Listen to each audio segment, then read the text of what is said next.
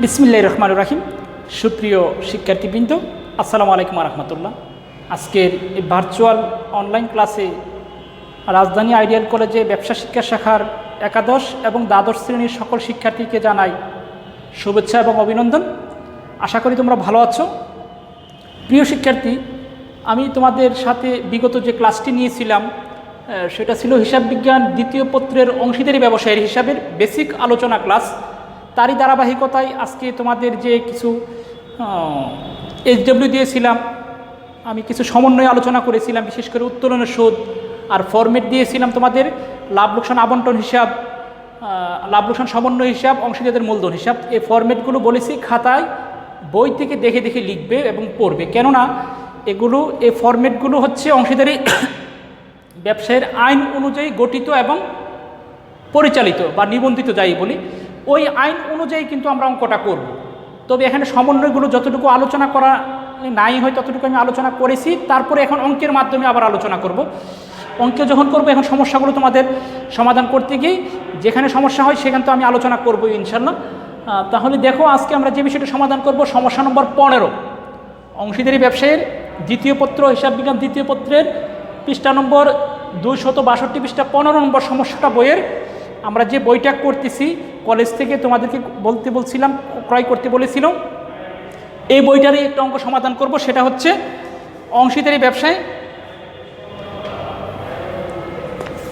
অংশীদারি ব্যবসায়ের হিসাব যে অঙ্কটা আমরা করব এখন, সমস্যা নম্বর 15 পৃষ্ঠা নম্বর 262।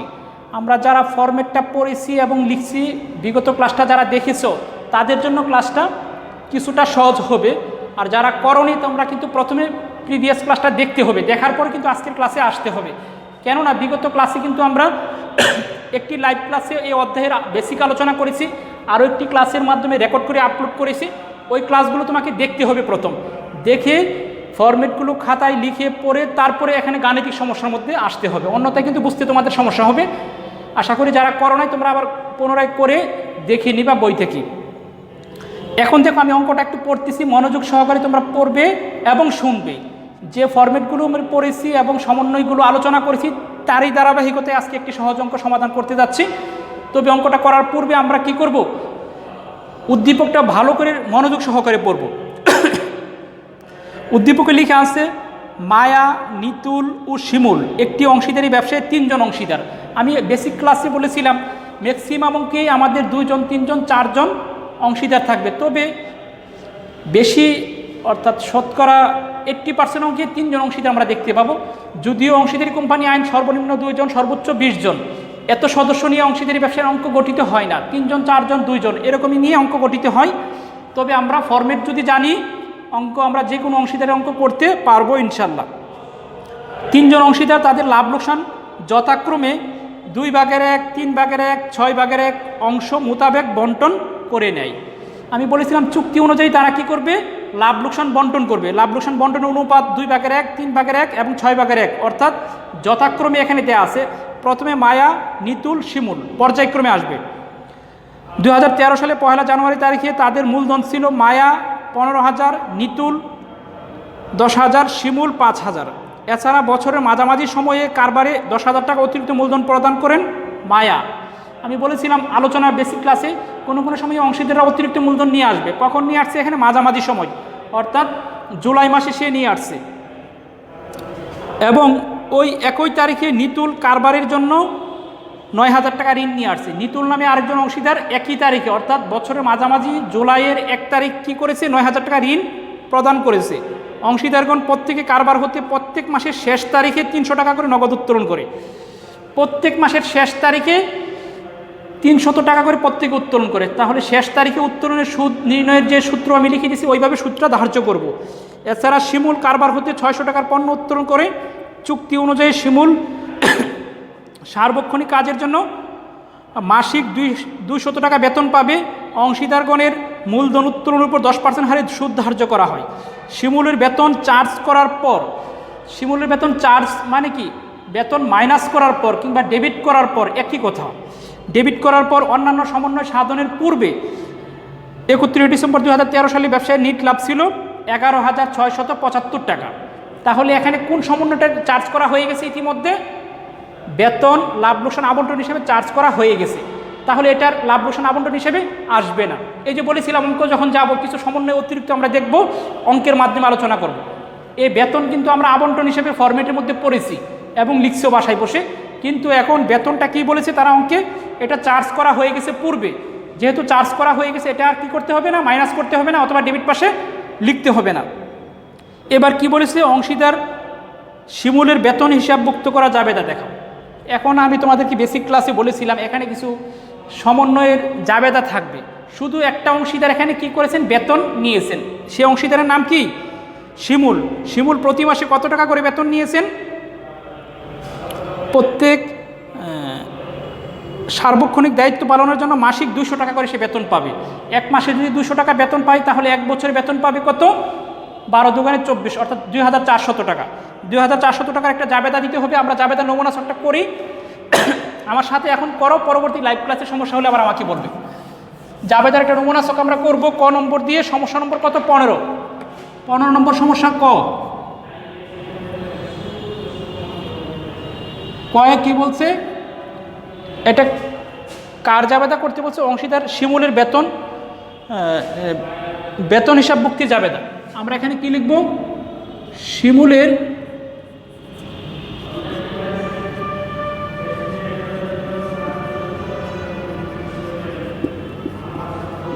বেতন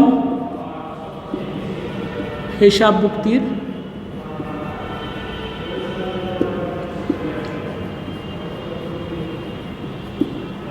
তাহলে জাবেদা নমুনা ছক আমরা একটা করে নিব এখানে।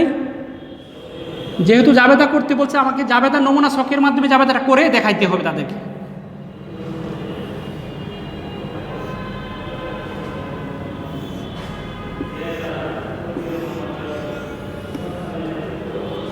শুধু একটা জাবেদা হবে, কেননা এখানে একজন অংশীদারই কি করেছে, বেতন নিয়েছে। বিবরণ এখানে লিখব খতিয়ান পৃষ্ঠা, ডেবিট টাকা, ক্রেডিট টাকা। তাহলে এখানে সে কত টাকা উত্তোলন করেছে দেখো, প্রতি মাসে উত্তোলন করেছে 200 টাকা করে। 200 টাকা কখন উত্তোলন করেছে? চুক্তি অনুযায়ী শিমুল সার্বক্ষণিক কাজের জন্য কোনো তারিখ দেওয়া নেই, তাহলে তারিখের কলমে আমরা কোনো তারিখ লিখব না। কত করে উত্তোলন করেছে? 200 টাকা করে। এক বছর উত্তোলন করলে 12 মাস, 200 টাকা না, প্রতি মাসে মাসিক উত্তোলন 200 টাকা। তাহলে এখানে জাবেদাটা হবে এরকম,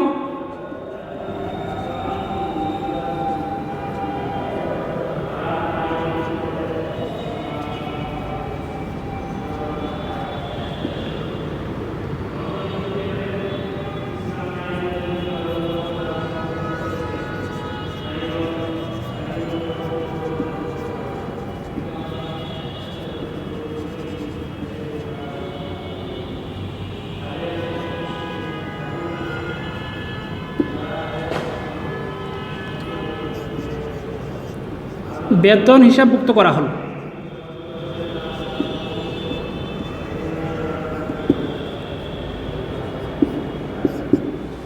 বেতন কত টাকা হবে?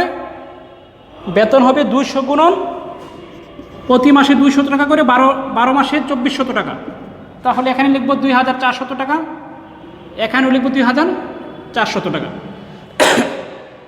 শিক্ষার্থীবৃন্দ, এবার তোমাদের প্রশ্নটা হলো এখানে লাভ লোকসান আবন্টন ডেবিট, অংশীদারদের মূলধন হিসাব ক্রেডিট কেন হলো? এটা তোমাদের একটা প্রশ্ন হতে পারে। অংশীদারি কোম্পানি আইন অনুযায়ী, অংশীদারি ব্যবসায় আইন অনুযায়ী, চুক্তি অনুযায়ী লাভ লোকসান আবন্টন হিসাবে ডেবিট পাশে বেতন লিখতে হয়। আমরা যে আবন্টনের নমুনা ছকটা পড়েছি, লাভ লোকসান আবন্টন হিসাবে ডেবিট পাশে কি লিখতে হয়? বেতন হিসাবটা লিখতে হয়। ঠিক তদ্রূপ অংশীদারি আইন অনুযায়ী অংশীদারদের মূলধন হিসাব যে প্রস্তুত করব, পরিবর্তনশীল পদ্ধতি কিংবা স্থিতিশীল পদ্ধতি কিংবা চলতি মূলধন পদ্ধতি, স্থিতিশীলের মধ্যে আসবে না, চলতি মূলধনের মধ্যে আসবে, তাহলে সেখানে লিখতে হয় অংশীদারি মূলধন হিসাবের যে বেতনটা, এটা কোথায় লিখতে হয়? লাভ লোকসান আবন্টনে ডেবিট পাশে, আর অংশীদারি মূলধন হিসাবে ক্রেডিট পাশে লিখতে হয়। এই ফরম্যাট দেখে কিন্তু আমরা কি করেছি, এখানে ডেবিট ক্রেডিটটা নির্ধারণ করেছি। এটা মুখস্থ করার কিছু নেই, আমি কোন ফরম্যাটে কোনটা কোথায় লিখছি। যেমন বেতনটা লিখেছি আবন্টনের ডেবিট পাশে, কোন পাশে লিখেছি? লাভ লোকসান আবন্টনের ডেবিট পাশে বেতন লিখছি, ফরম্যাট অনুযায়ী, অংশীদারি আইন অনুযায়ী। ঠিক তদ্রূপ অংশীদারি মূলধন হিসাবে ক্রেডিট পাশে লিখেছি বেতন, সেই জন্য এখানে ক্রেডিট লিখতে হবে। আশা করি বুঝতে পেরেছো। তারপরে যদি কারো সমস্যা হয় আমাকে ফরম্যাট দেখে আবারও প্রশ্ন করবে। আবার বলে নিচ্ছি, আবন্টনে ডেবিট পাশে লিখি বেতন, এর জন্য বেতনটা ডেবিট পাশে লিখেছি। অংশীদারের মূলধন হিসাবে ক্রেডিট পাশে লিখতে হয়, এর জন্য এখানে মূলধনটা ক্রেডিট পাশে, বেতনের টাকাটা কোথায় লিখবো? ক্রেডিট পাশে লিখব। এবার খ নম্বর কি বলেছে দেখো, ক্ষয়ে বলেছে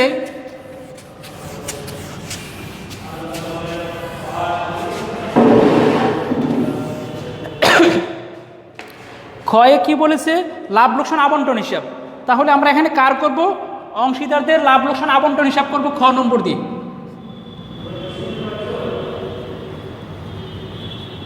অংশীদারদের, এটা আরেকটু বাম দিকে লিখি,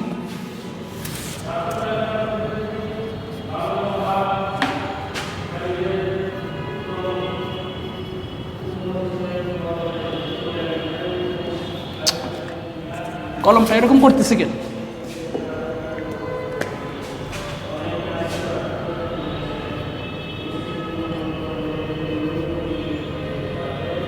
অংশীদারদের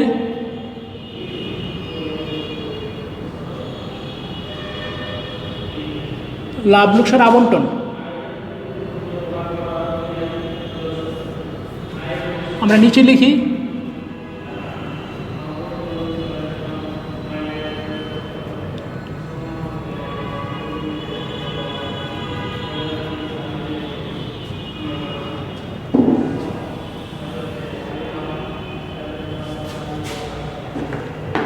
এটা আরেকটু উপরে দিচ্ছি দেখো,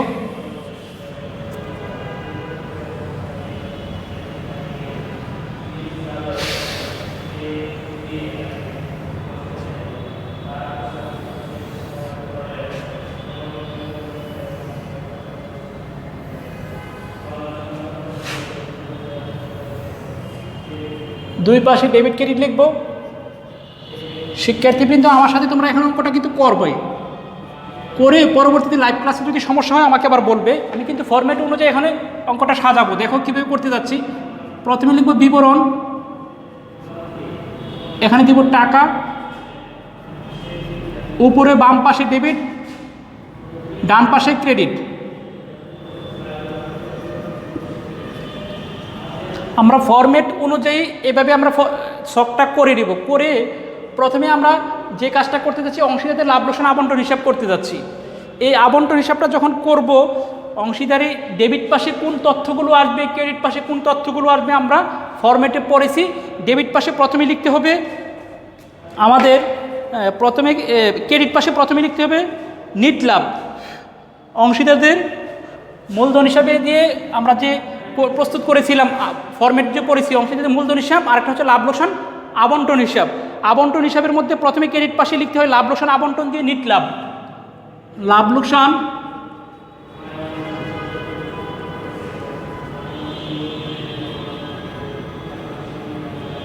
আবন্টন হিসাব দিয়ে নিট লাভ লিখব। নিট লাভ আমাদের কত টাকা দেওয়া আছে প্রশ্নে দেখো, সর্বশেষ লেখা আছে 11,675 টাকা। 11,675 টাকা আমরা এখানে লিখব। এটা কিন্তু ফরম্যাট অনুযায়ী শিক্ষার্থী কিন্তু আমি লিখতে যাচ্ছি। আমি তোমাদের বিগত ক্লাসে আলোচনাও করেছি, এই ফরম্যাটগুলো আমাদের প্রথমে পড়ে নিতে হবে। ফরম্যাটে আমি দেখতে পাচ্ছি প্রথমে নিট লাভ লিখতে হয়। নিট লাভ লিখে তারপরে কি লিখতে হবে? অংশীদাররা যে উত্তোলন করেছে, যদি উত্তোলনের উপর সুদ থাকে সুদটা বের করে আমি এখানে লিখব। তারপর লিখব লাভ লোকসান আবন্টন হিসাব, অংশীদারের মূলধন হিসাব, উত্তোলনের সুদ।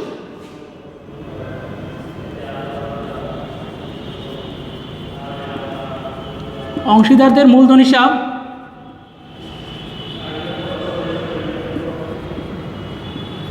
উত্তোলনের সুদ।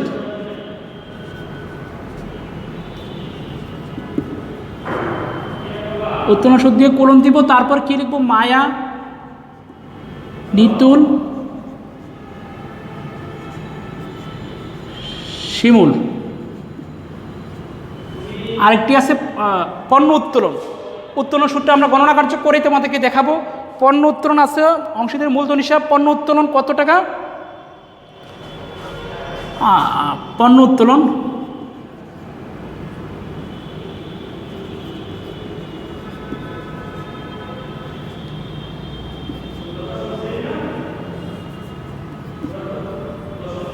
কত অথবা এটা আর একটু নিচে লেখা যায়। শিমুল, শিমুল ব্যবসা থেকে পণ্য উত্তোলন করেছিলেন। কত টাকার পণ্য উত্তোলন করেছেন প্রশ্ন তোমার লিখা আছে, দেখো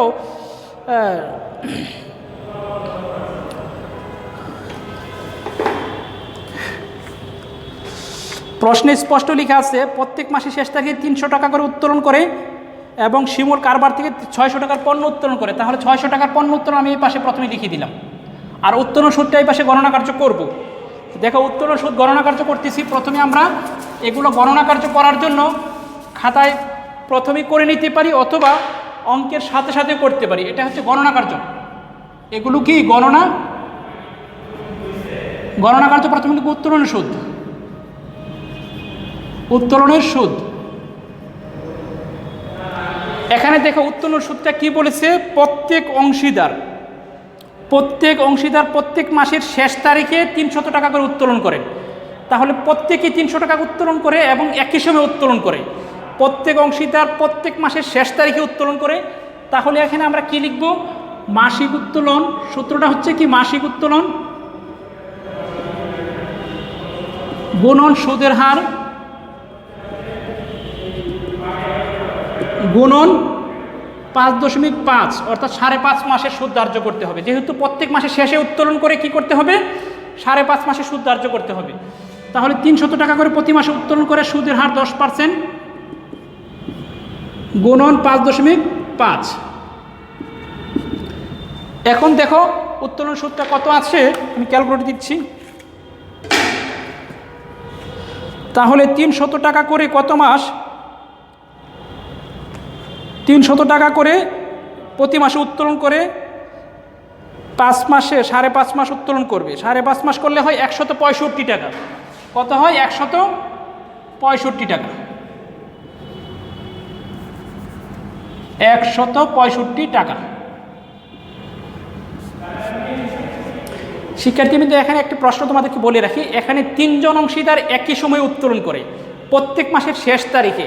এর জন্য আমি 3 জনের নাম এখানে লিখি নেই। 3 জন একই সময় উত্তোলন করে, একইভাবে টাকা উত্তোলন করে, সেই জন্য সবারই 165 টাকা করে হবে। কোনো সময় এক এক অংশীদার এক এক সময় উত্তোলন করবে। কেউ মাসের প্রথমে, মাসের মাঝামাঝি বা মাসের শেষে, অথবা কেউ প্রতি সপ্তাহে উত্তোলন করবে। যে অংশীদার যেভাবে উত্তোলন করবে সেইভাবে উত্তোলন সূত্র আমরা ধার্য করব। তাহলে প্রত্যেকে কত করে 165 টাকা করে উত্তোলন সুদ পাবে। 165 টাকা করে উত্তোলন সুদ কত হয় দেখো, গুণন, এটাকে 3 দিয়ে গুণ করলে আমি পাওয়া যাবে 495 টাকা। 495 টাকা। এই হচ্ছে আমাদের উত্তোলন সুদ গণনা কার্য। এবার যে কাজটা করতে হবে আমাদেরকে মূলধনের সুদ কি বলেছে দেখো, সমন্বয়ের মধ্যে স্পষ্ট বলে দিয়েছে অংশীদারগণ মূলধন উত্তোলনের উপর সুদ ধার্য করতে হবে। মূলধনের সুদ গণনা কার্যে 2 নম্বরটা হবে মূলধনের সুদ। এটা হচ্ছে উত্তোলন সুদ 1 নম্বর, এটা হচ্ছে 2 নম্বর। কেমন, তোমরা নাম্বারিং দিয়ে লিখবে, সেটা তোমাদের সুবিধা হবে। মায়া প্রথমে উত্তোলন মূলধন ছিল 15,000 টাকা। মায়ার প্রথম মূলধন কত ছিল, 15,000 টাকা। 10% 15,000 টাকা কত হয়, 1,500 টাকা। তারপরে সে অতিরিক্ত মূলধন নিয়ে আসছিল 10,000 টাকা। উদ্দীপকে লেখা আছে 10,000 টাকার কত পার্সেন্ট বলছে, 10% হবে। তবে এখানে কি করতে হবে, 12/6 দিতে হবে।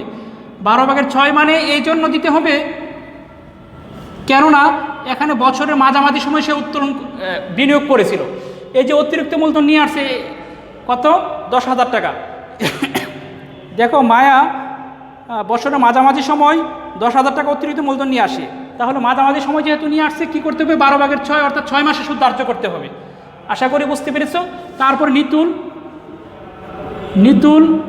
নিতুল কত টাকা মূলধন নিয়ে আসছিল, নিতুল নিয়ে আসছে 10,000 টাকা। 10,000 টাকার 10% 1 বছরের হবে 1,000 টাকা। তারপরে নিয়ে আসছে শিমুল 5,000 টাকা মূলধন নিয়ে আসছে, 10% হবে 500 টাকা। দেখো মূলধনের সুদ এবং উত্তোলন সুদ এভাবে গণনা কার্যটা করে নিতে হবে। এখন দেখো আমরা কি করতে যাচ্ছি,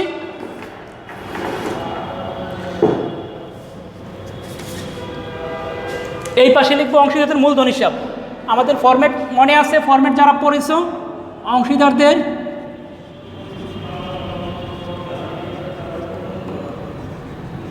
অংশীদারদের মূলধন হিসাব কুলম দেব, দিয়ে লিখব মূলধনের সুদ।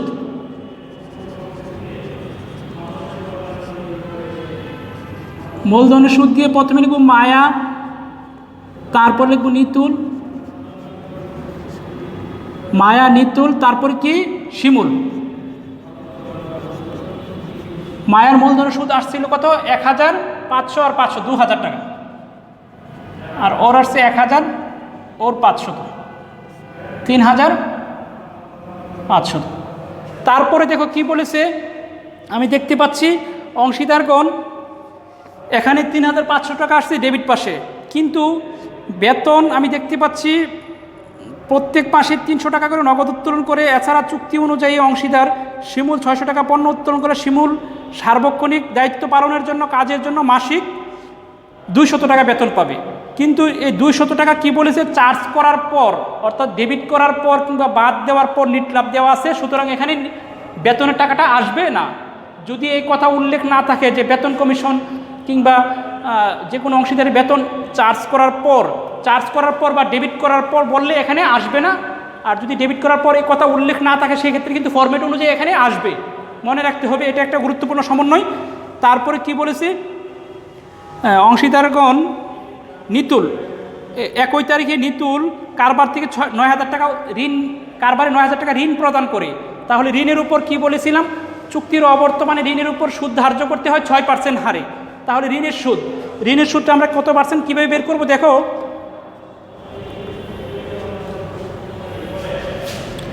ঋণ হচ্ছে আমাদের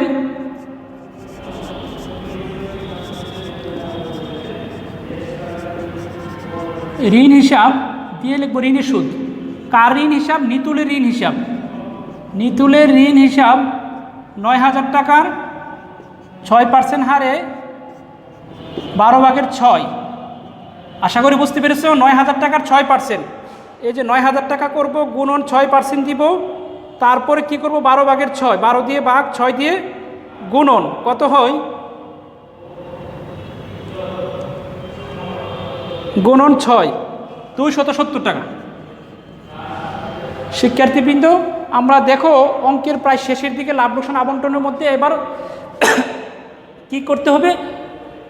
আমাদের লাভ ক্ষতিটা বের করতে হবে। আমরা ফরম্যাট অনুযায়ী যেগুলো ছিল সবগুলো কিন্তু এখানে উদ্দীপক থেকে দিয়ে দিছি। উদ্দীপকে যে তথ্যগুলো ছিল আমরা ফরম্যাট অনুযায়ী ডেবিট ক্রেডিট পাশে সবগুলো সাজিয়ে লিখছি। তোমরা প্রয়োজনে আবারও একটু দেখে নিবা, বাসায় যখন করবে দেখে নিবা, 2বার দেখে, তাহলে উত্তরটা আর ভুল হবে না। এবার আমরা ক্রেডিট পাশের যোগফলটা আগে দেখি কত টাকা হয়। ক্রেডিট পাশের যোগফলটা আমি টেনে দেখতেছি। প্রথম দেখো, ক্রেডিট পাশে হচ্ছে 11,675 টাকা যোগ 495 টাকা, তারপরে 600 টাকা করলে হয় 12,770 টাকা। 12,770 টাকা। একটু মনোযোগ দিয়ে দেখো, এখানে মূলধনটা আমরা কীভাবে বন্টন করব দেখো এখন, অর্থাৎ মুনাফা অথবা ক্ষতি। আমি দেখতে পাচ্ছি এখানে মুনাফা হয়েছে, কারণ এই পাশে মাত্র দুটি অ্যামাউন্ট দেখতে পাচ্ছি, 3500 এবং 270। এ দুটি মাইনাস করে দেব। 3500 মাইনাস 270 কত হয়? 9000 টাকা হচ্ছে আমাদের মুনাফা। কত টাকা হয়েছে? 9000 টাকা। এই মুনাফা বন্টনটা করতে হবে কিভাবে? প্রশ্নে দেওয়া আছে, দেখো প্রথম লাইনে দেওয়া আছে 2/1, 3/1 এবং 6/1 মোতাবেক মুনাফা লাভ লোকসান বন্টন করে থাকবে। তাহলে এটা একটা ভগ্নাংশ ডিজিটে দেওয়া আছে, আমরা এটাকে কি করব? পূর্ণ সংখ্যায় নিয়ে আসবো। পূর্ণ সংখ্যা নিয়ে আসার জন্য আমাদের একটু গণনা কার্য করতে হবে। লাভ ক্ষতিটা কীভাবে আমরা বন্টন করব? এটা আমরা প্রথমে দিয়েছিলাম উত্তোলন সুদ, মূলধনের সুদ, তারপরে আসবে এবার কি? মুনাফা বন্টন।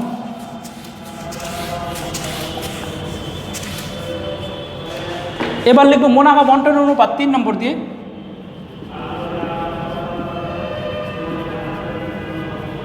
মুনাফা বন্টনের অনুপাত প্রথমে লিখে আছে মায়া ইস্টু নিতুল ইস্টু শিমুল।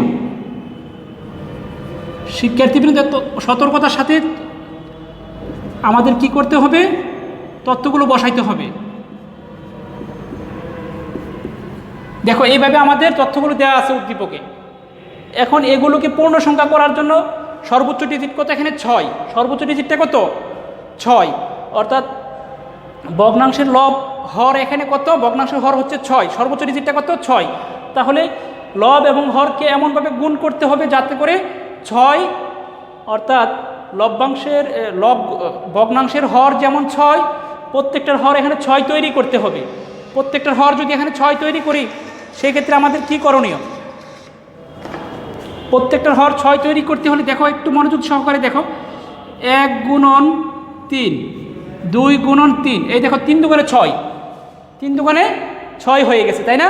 আমরা বুঝতে পেরেছি এখানে 3 দুগুণে 6 ইস্টু এটার ক্ষেত্রে কি করতে হবে 2, 3 গুণন 2, তাহলে 3 দুগুণে 6, আর এটার ক্ষেত্রে 1 গুণন 1 গুণন 6 গুণন 1, তাহলে 6 আমরা দেখতে পেলাম এখানে 3 দুগুণে 6, এখানে 3 দুগুণে 6, এখানে 3 দুগুণে, অর্থাৎ এখানে 6, তাহলে 6 ভগ্নাংশের হরগুলো যদি আমি কেটে দেই, কেটে দিলে হবে এখানে কত 3:2:1, 3:2:1।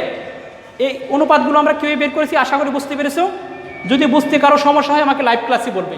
সর্বোচ্চ হরের মধ্যে সর্বোচ্চ সংখ্যা ছিল 6, 6 করতে গিয়ে আমরা কি করেছি, প্রয়োজনে গুণ করেছি, এখানে 3 দিয়ে করেছি, এখানে 2 দিয়ে করেছি, করে এখানে আমরা 6 তৈরি করেছি। এখন মুনাফা বন্টন করব।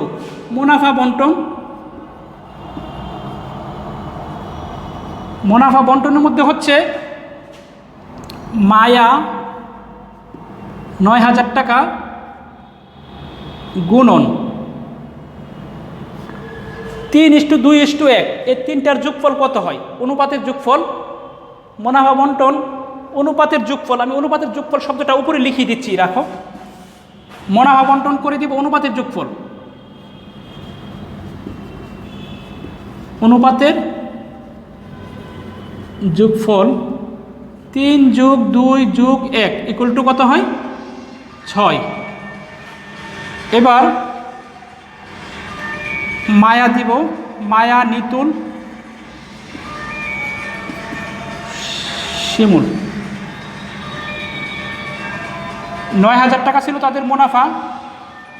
মোট মুনাফা কত হয়েছে 9,000 টাকা। তাহলে 9,000 টাকার 6/3 ভাগ পাবে, 6/2 ভাগ, 6/1 ভাগ। এবার দেখো মায়া পাবে 6/3 ভাগ, নিতুল 6/2 ভাগ এবং শিমুল 6/1 ভাগ। তাহলে কত হয় দেখো, 6×15=90, 4,500, 3,000 আর হচ্ছে 1,500। শিক্ষার্থীবৃন্দ গুণনটা তোমরা কীভাবে করবে, 6 দিয়ে প্রথম 9,000কে ভাগ করবে, ভাগ করে 3 দিয়ে গুণ করলে হয় 4,500, তারপরে হয় 3,000, তারপরে হয় 1,000।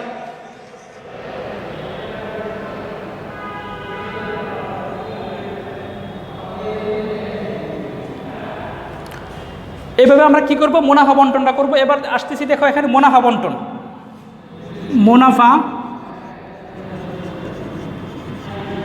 মুনাফা বন্টন দিয়ে লিখব মায়া, নিতুল, তারপরে লিখব কি শিমুল।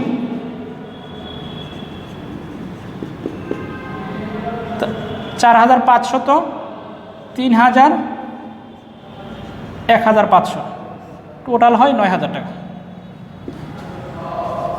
প্রিয় শিক্ষার্থী, আজকের এই লাভ লোকসান আবন্টন হিসাবটা আমরা এখানেই শেষ করেছি। এখানে আমরা দেখতে পাচ্ছি মোট লাভ, নিট লাভ আসছিল কত, নিট লাভ আসছিল আমাদের 9,000 টাকা। এই 9,000 টাকা থেকে আমরা লাভ লোকসান আবন্টন অর্থাৎ লাভ লোকসান বন্টন অনুপাতে আমরা বন্টনটা করেছি, তবে অনুপাতটা এখানে বের করতে হয়েছে। কোনো কোনো সময় অনুপাতটা যখন পূর্ণ সংখ্যায় দেওয়া থাকবে, আমি এখানে 3:2:1 বের করেছি, কোনো কোনো সময় সরাসরি অনুপাত দেওয়া থাকবে, সেক্ষেত্রে আমরা অনুপাতে বের করে বন্টন করে দেব। কিন্তু কোনো কোনো সময় দেওয়া থাকবে না, এভাবে আমাকে বের করে নিতে হবে। তারপরে যদি বুঝতে গিয়ে তোমাদের এখানে কোথাও সমস্যা হয়, আমি তো আছি, ইনশাল্লাহ সমাধান দিব। তবে অঙ্কটা তোমরা প্রথমে 2বার 1বার করে নিতে হবে, তারপরে দেখবে কোথায় কি সমস্যা হয়।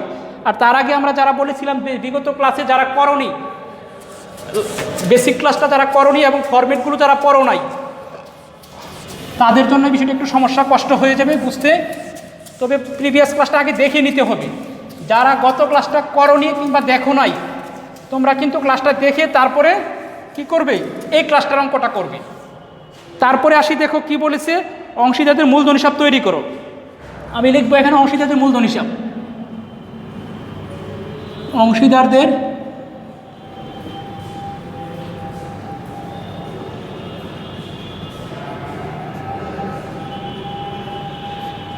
মূলধন হিসাব। কয়জন অংশীদার আমরা দেখতে পেলাম এখানে? 3 জন অংশীদার আমরা দেখতে পেলাম। আমরা এখানে এটা মুছে ফেললাম।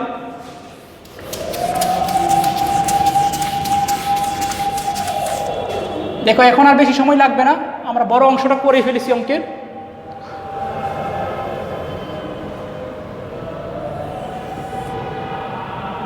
এটা হচ্ছে তারিখ, বিবরণ, জাবেদা পৃষ্ঠা, 3টে টাকার ঘর করতে হবে। একটা হচ্ছে মায়া, নিতুল, আর আরেকটা হচ্ছে কি শিমুল। ঠিক তদ্রূপ এদিকে প্রথমে একবার তারিখ করব, তারপরে দিব বিবরণ, খতিয়ান পৃষ্ঠা, খতিয়ান পৃষ্ঠা হবে না, এখানে হবে জাবেদা পৃষ্ঠা,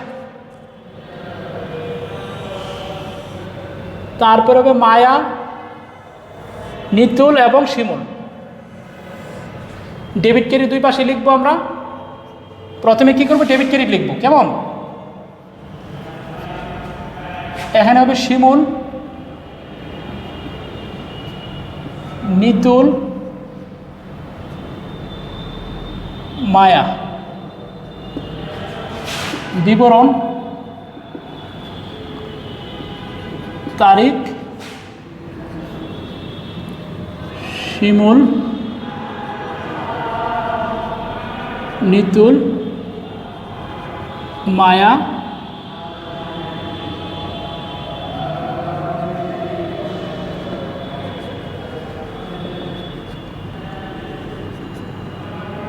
এটা হবে জাবেদা পৃষ্ঠা। প্রিয় শিক্ষার্থী, আমরা প্রথমে যে কাজটা করব, এই মূলধন হিসাবটা যখন প্রস্তুত করব, প্রথমে ক্রেডিট পাশে ব্যালেন্স বিডি লিখব। মূলধন হিসাবে ক্রেডিট পাশে প্রথমে কি লিখব, ব্যালেন্স বিডি। এটা হচ্ছে 2000 কত সাল বলছে প্রশ্নে, 2013 সালের জানুয়ারি 1 তারিখ ব্যালেন্স বিডি, মায়া 15,000, নিতুল 10,000 এবং শিমুল 5,000। তারপরে জানুয়ারি পরে জুলাইয়ের 1 তারিখে নগদান হিসাব, এই যে মায়া অতিরিক্ত মূলধন নিয়ে আসছিল সেটাও কিন্তু এখানে আসবে। অতিরিক্ত মূলধন নিয়ে আসছিল 10,000 টাকা। শিক্ষার্থী কিন্তু একটু মনোযোগ সহকারে দেখো, প্রথমে ব্যালেন্স বিডি লিখেছি উদ্দীপক থেকে, তারপরে মায়া অতিরিক্ত মূলধন নিয়ে আসছিল। অতিরিক্ত মূলধন নিয়ে আসলে ব্যবসায় জাবেদাটা হয় নগদান হিসাব ডেবিট, মূলধন হিসাব ক্রেডিট। তাহলে এখানে নগদান হিসাব লিখে অতিরিক্ত মূলধন ব্যাকেটে দিয়েছি তোমাদের বোঝার সুবিধার্থে। এখানে অতিরিক্ত মূলধন না দিলেও হবে, 10,000 টাকা লিখছি। এবার ফরম্যাট অনুযায়ী আর কি কি আসবে ক্রেডিট পাশে আমরা জানি, মূলধনের সুদ আসবে, বেতন কমিশন যদি থাকে সেইগুলোও আসবে। তাহলে এগুলো হবে ডিসেম্বর মাসে। ডিসেম্বর মাসের 31-এ অংশীদারদের মূলধন হিসাব, লাভ লোকসান আবন্টন হিসাব, লাভ লোকসান আবন্টন,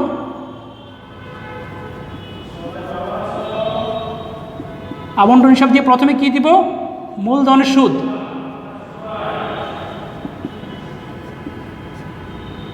তারপরে দিব বেতন, মুনাফার অংশ।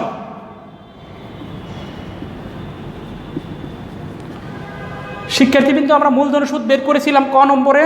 খ নম্বরের মধ্যে মূলধন সুদ আমাদের কত কত আসছিল মনে আছে নিশ্চয়ই? প্রথমটা আসছিল মনে হয় 1500, না প্রথমটা কত আসছিল 1500 আর 500, 2000 টাকা আসছিল। এরপরটা আসছিল 1000, তারপরটা আসছিল 500। আমরা খ নম্বর থেকে দেখে নিব। মূলধনের সুদ, প্রথম মূলধন ছিল 1500 আর 500 টাকা ছিল অতিরিক্ত মূলধন, মিলে হয়েছিল কত, টোটাল মূলধনের সুদ হয়েছিল 2000 টাকা। তারপরে নিতুল 1000, শিমুল 500। এখন শিমুল কি করেছিল, ব্যবসা থেকে প্রতি মাসে 200 টাকা করে বেতন পেত। কত করে বেতন পেত? তার কাজের জন্য, সার্বক্ষণিক কাজের জন্য সে 200 টাকা করে বেতন পাবে। 1 বছরে বেতন পাবে কত সে, 12 দোকানে 2400 টাকা আমরা একটা জাবেদা করেছিলাম ক নম্বরে, 2400 টাকা হচ্ছে তার বেতন। আশা করি বুঝতে পেরেছ। এবার হচ্ছে মুনাফার অংশ। মুনাফার অংশ কে কতটুকু পেয়েছিল আমরা খ নম্বরে কিন্তু গণনা কার্যের মাধ্যমে বের করেছিলাম। মায়া পাবে মুনাফার অংশ কত 4500, আর নিতুল 3000 এবং শিমুল 1500। শিক্ষার্থী তোমরা কিন্তু প্রয়োজনে খ নম্বর থেকে দেখে নিবে, আমার এখানে গণনা কার্যের মধ্যে কিছু লিখা ছিল সেই জন্য আমি এখান থেকে দেখে লিখে দিয়েছি। এই হচ্ছে আমাদের ক্রেডিট পাস, সেটা কিন্তু ফরম্যাট অনুযায়ী লিখছি। মূলধন হিসাবে ক্রেডিট পাশে কী কী আসছে, অতিরিক্ত মূলধন, তারপরে আসছে কি আমাদের মূলধনের সুদ, বেতন, মুনাফার অংশ। এবার আসবো আমরা কোথায়, ডেবিট পাশে। ডেবিট পাশে প্রথমে কি আসবে, উত্তোলন হিসাব।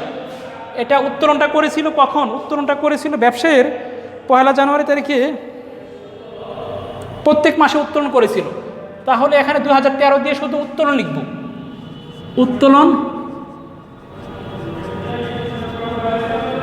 উত্তোলন হিসাব কীভাবে লিখব, প্রত্যেক মাসের প্রথম তারিখে না, প্রত্যেক মাসের শেষ তারিখে উত্তোলন করেছিল 300 টাকা করে।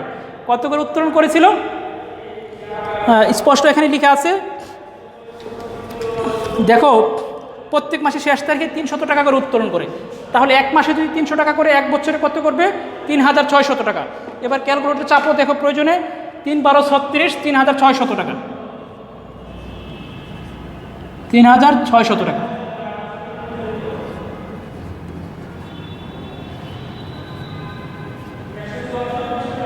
তারপরে লিখব ডিসেম্বর 31 দিয়ে লিখব লাভ লোকসান আবন্টন হিসাব।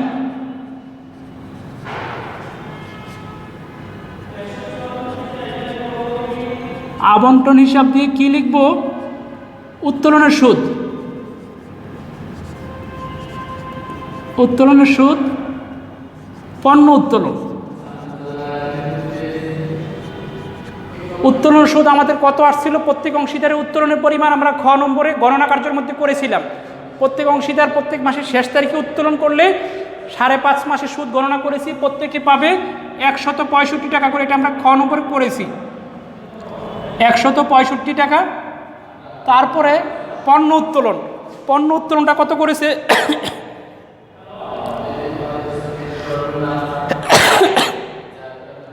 দেখো পণ্য উত্তোলনটা কে করেছিল, আমি দেখতে পাচ্ছি শিমুল কারবার থেকে 600 টাকা পণ্য উত্তোলন করেন। কে করেন পণ্য উত্তোলন, শিমুলের পণ্য উত্তোলন যাবে এখানে। তারপর এখানে দেখতে পাচ্ছি ঋণের সুদ। আমি তোমাদেরকে বলে আসছিলাম অংশীদারি ব্যবসায় চুক্তি এবং অংশীদারি ব্যবসায় গঠন অনুযায়ী 1932 সালে কোম্পানি আইন অনুযায়ী ঋণের সুদ কেবলমাত্র লাভ লোকসান আবন্টন হিসাবে আসবে, কিন্তু ঋণের সুদটা কোথায়, মূলধন হিসাবে আসবে না।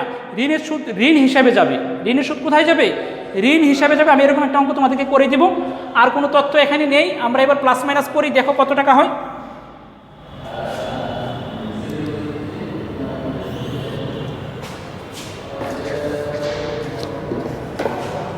এবার এই পাঁচটা করি, দেখো 15 10 25, 25 আর 2 কত হয় 27, 29,500 টাকা। তারপর আরও একটি অংশ রয়ে গেছে, মুনাফার অংশ দিয়েছি, বেতন,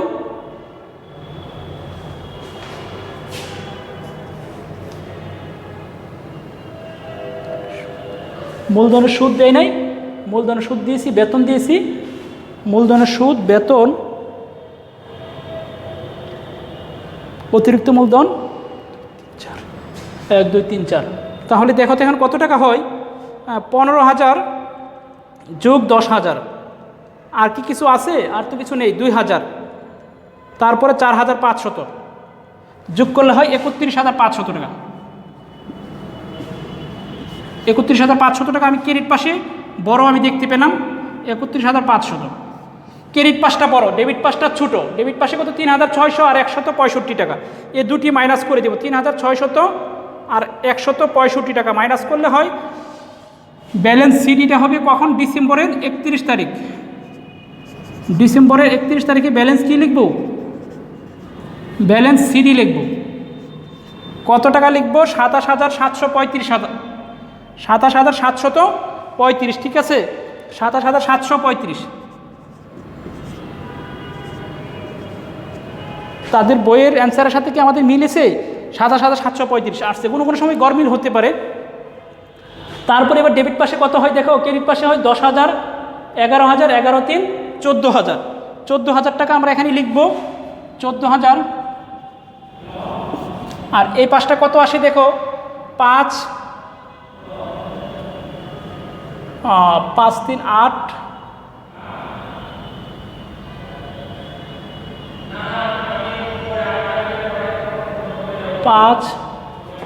আচ্ছা প্রথমে ডেবিট পাশটা শেষ, 14,000।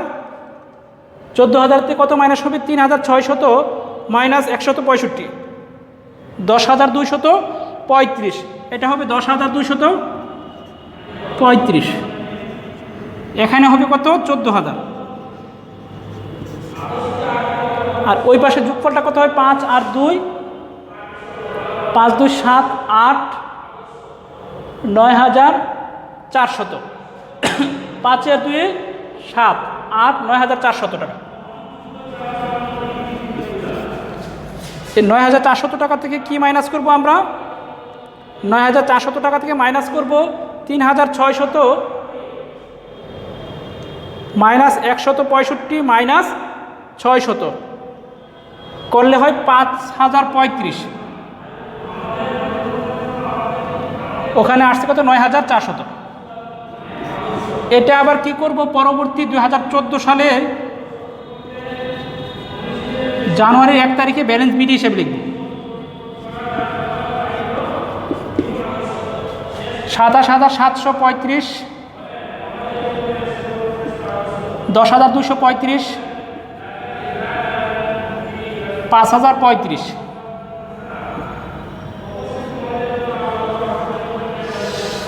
শিক্ষার্থীবৃন্দ, অঙ্কটা কিন্তু সহজ, তবে আমরা কীভাবে সহজ বলি, ফরম্যাট অনুযায়ী সহজ। যারা ফরম্যাটটা বিগত ক্লাসে পড়েছো এবং দেখেছো তাদের জন্য অঙ্কটা খুবই সহজ, তবে দুইটা একটা সমন্বয় একটু ভিন্ন রকম থাকবে। যেমন আমরা ফরম্যাটে পড়েছিলাম বেতন, বেতন ফরম্যাটের মধ্যে আবন্টনের মধ্যে ছিল, মূলধনের মধ্যেও ছিল, কিন্তু আমি দেখতে পেলাম আবন্টন হিসাব যখন করি নিট লাভ সমন্বয়ের পূর্বে বেতন চার্জ করা হয়েছিল, সেই জন্য আবন্টন হিসাবে বেতনটা আসে নাই, মূলধন হিসাবে বেতন আসছে। কত টাকা বেতন আসছে, 2,400 টাকা। এই টাকাটা কিন্তু লাভ লোকসান আবন্টনে আসে নাই, এটা আসছে লাভ লোকসান আবন্টনে না এসে মূলধন হিসেবে আসছে। কেন আসছে, আবন্টনের মধ্যে এটা পূর্বে চার্জ করা হয়েছিল, যদি চার্জ করা না হয় এমত অবস্থায় আমরা ডেবিট পাশে দিব, অন্যথায় মূলধন হিসেবে দিব। আমরা সমন্বয়গুলো বুঝে ফরম্যাটটা দেখিয়ে কিন্তু অঙ্কটা সমাধান করেছি। তারপরে যদি তোমাদের সমস্যা হয় আমি তো আছি, ইনশাল্লাহ সমাধান করব। অঙ্কটা তোমরা 2বার 1বার করো বাসায় বসে, করে যার যেখানে সমস্যা হয় আমি তো আছি, সেখানে পরবর্তী লাইভ ক্লাসে আবার আমাকে প্রশ্ন করবে। ভালো থাকার সময় সবার জন্য অনেক শুভকামনা। আল্লাহ হাফেজ।